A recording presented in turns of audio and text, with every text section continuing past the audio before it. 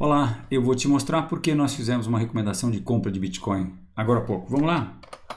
Primeiro gráfico semanal que acabou de fechar a barra, né, do semanal. Eu estou fazendo esse vídeo 9 horas e 8 minutos de domingo, dia 27 de junho.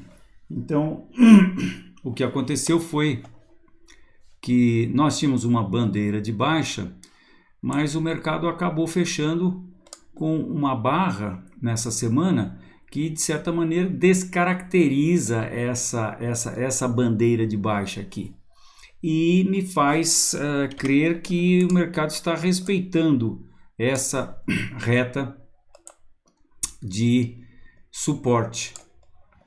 Por que eu tirei daqui e pus aqui?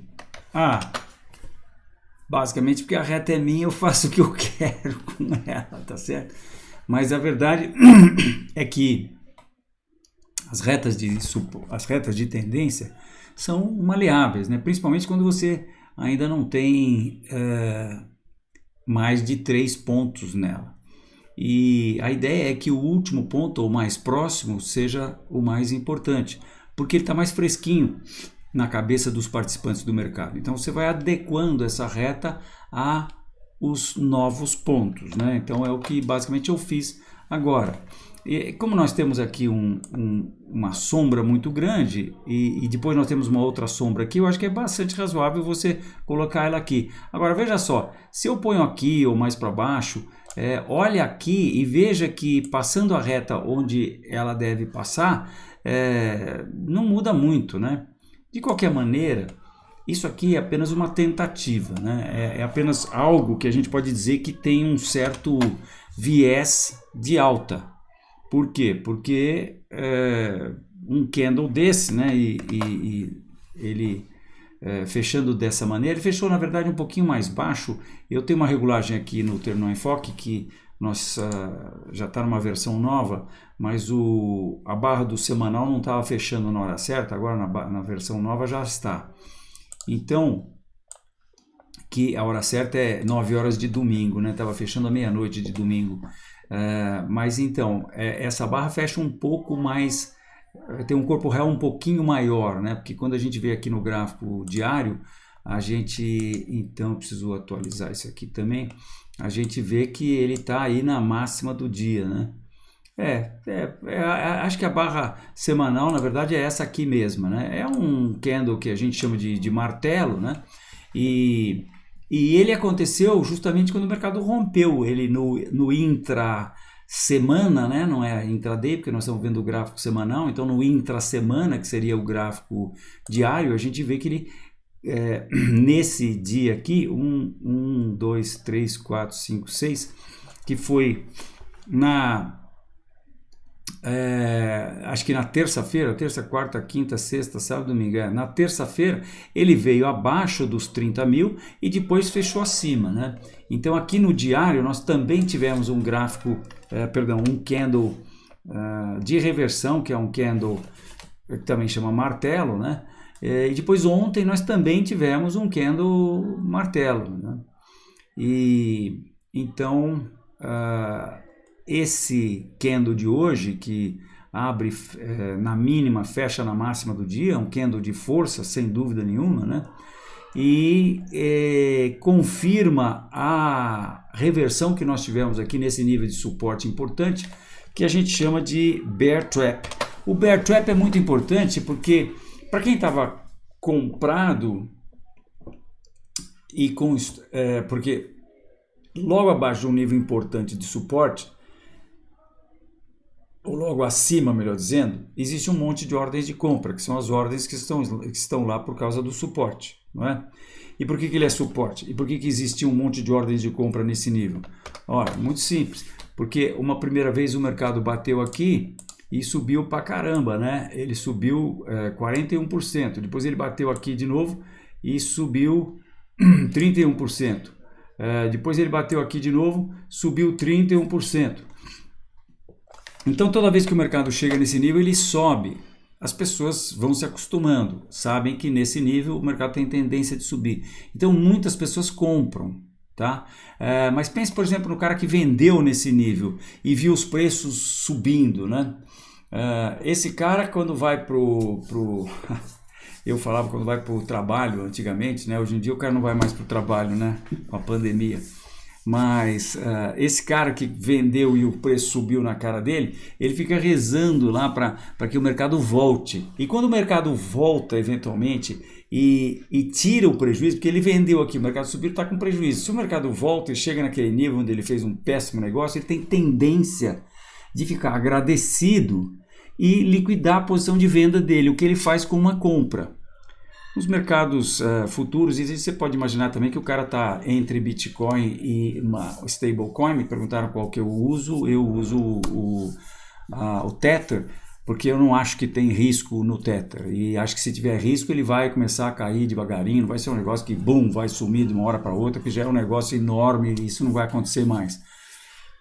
Então, se quem está entre Tether e Bitcoin, né? Então, se vendeu Bitcoin e viu os preços subindo, a hora que ele volta para aquele nível em que ele consegue comprar a mesma quantidade de Bitcoin, ele tende a ficar agradecido e liquida a posição, que ele faz comprando Bitcoin. Então, por isso que no nível de suporte tem um monte de ordem de compra, tá? Por definição, né? E logo abaixo desse nível, como ele está muito bem estabelecido, logo abaixo desse nível tem as ordens de stop do pessoal que está comprado. Então, um nível de suporte importante como esse é a zona limítrofe entre um monte de ordens de compra que estão logo acima do suporte e um monte de ordens de venda que são as ordens de stop. Bem, então se a pressão de venda tem força suficiente para... antigamente tinha um joguinho que era uma bolotinha assim que ia comendo os inimigos e os obstáculos, chamava Pac-Man.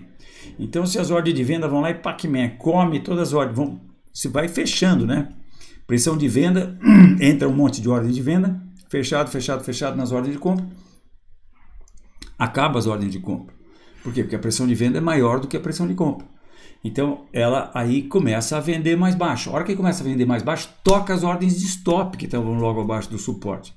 Então, abaixo do suporte, o mercado entra numa situação que ele não só não tem mais as ordens de compra que estavam ali acima do suporte e passa a tocar um monte de ordem de venda. Pô, junta a fome com a vontade de comer, o que acontece de boom para baixo. O mercado às vezes ele dá umas quiabadas, né, como meus amigos falavam lá na bolsa. Derrete. Agora, se isso não acontece, tem alguma coisa errada. Talvez no Bitcoin, o que tenha se concluído, quem vendeu lá, eu acho que quem vendeu, agora entrando um pouco na seara da análise fundamental, eu acho que com certeza, ou pelo menos uma grande parte da pressão de venda foi oriunda dos mineradores da China, que foram simplesmente expulsos de lá. Imagina, o cara tem que desmontar o armazém dele, tem que pagar o aluguel, tem que transportar todos os computadores dele para outro país, pô. Imagina o custo disso, né? Então os caras com certeza devem ter entrado nas reservas deles de Bitcoin, com certeza. O cara minerador de Bitcoin deve ter lá, as Bitcoin deve estar guardando em Bitcoin, né? Então tem que vender, então isso pressiona. Esse pessoal que estava pressionando, quando chegou na hora de tocar as ordens de stop, não tinha ordem de stop. Por quê? Porque nós somos uma comunidade das galáxias, né? Os participantes dessa comunidade de criptoativos e Bitcoin e tudo mais, né? Tem um monte de gente que não vende nem a pau, né? Tem um monte de gente, Michael Saylor, por exemplo, vai vender vai pensar no assunto daqui a 10 anos, né? Essas instituições todas que estão entrando aí, enfim. Então, quando o mercado rompe e o mercado não vai e volta, é porque tem alguma coisa muito errada. E isso está ilustrado nos livros de análise técnica, inclusive no meu, e chama-se Bear Trap, armadilha para os vendidos, que eles rompem e o cara vende ali no rompimento e o mercado, bum, estoura para cima, exatamente como ele fez.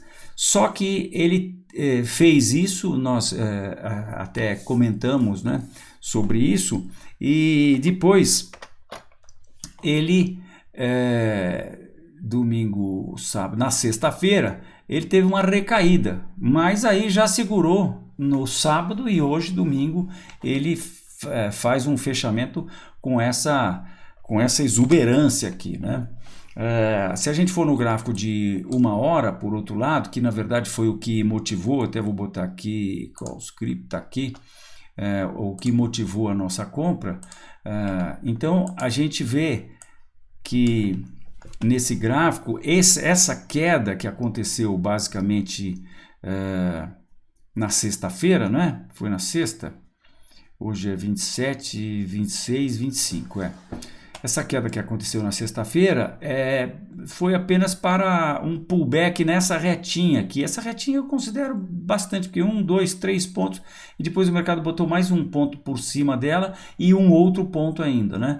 E a recomendação nós fizemos quando o mercado rompeu a gente pode chamar de bandeira, isso é um retângulozinho, uma acumulação de continuação desse movimento aqui, né? Você tem um primeiro movimento, o mercado realiza lucro e daí parte para um segundo movimento. No momento nós estamos testando essas resistências aqui, 34.500, 35. 34.500 por causa desse topinho aqui e 35.500 por causa desse outro topo aqui, né? O 35.500 que é o mais importante. Aliás, eu diria que a resistência, bom, tá por aqui, né? Perdão, estou mostrando os 35.500 aqui, não, 35 é mais importante, porque a gente tem todos esses eventos aqui. Enfim, 35.500 nós vamos ter resistência, vejam quantos eventos técnicos nós tivemos nesse nível aqui. Agora, a gente lembra que, infelizmente, não dá para a gente ir para casa dormir, apagar a luz, né? Porque voltando aqui no gráfico diário, deixa eu atualizar isso aqui. Voltando no gráfico diário, enquanto a gente não escapar desse processo, dessa acumulação aqui, a gente ainda vai estar, como eu digo, dentro do campo gravitacional desse cara aqui, né? Então, isso aqui, para todos os efeitos, parece uma acumulação de continuação, né? Então, a primeira tarefa que o Bitcoin tem que fazer é justamente romper essa acumulaçãozinha aqui, passar para a parte de cima dessa acumulação, né? Romper essa resistência, passar para a parte de cima dessa acumulação e depois romper os 41. Agora, com todas essas notícias altistas que estão acontecendo, El Salvador, um monte de empresas entrando, enfim, inflação comendo solta, que naturalmente manda as pessoas e as empresas e as seguradoras e até governos, como nós vimos, para a compra de Bitcoin para se protegerem contra a inflação. Então nós podemos esperar que eventualmente esse processo aconteça rapidamente, né? Se é que é isso mesmo que vai acontecer. No lado negativo, quer dizer, a gente indo para o gráfico de 1 hora aqui, eu acho que a gente pode eventualmente ter uma acumulação aqui pelos 35, mas eu só me preocuparia com a possibilidade de que o mercado volte a recuar se ele vier abaixo aqui desse nível, que aliás é onde nós pusemos o stop dessa nossa posição, né? Então é isso aí, estou agora otimista, acho que nós temos aí boas chances de termos visto aí um fundo mais importante do Bitcoin, que eventualmente deverá ser chamado, se a gente vê aqui no diário, não, nem tanto, mas aqui no semanal a gente vê que a gente pode chamar isso aqui talvez de fundo duplo, né? E é isso aí. Te vejo na próxima.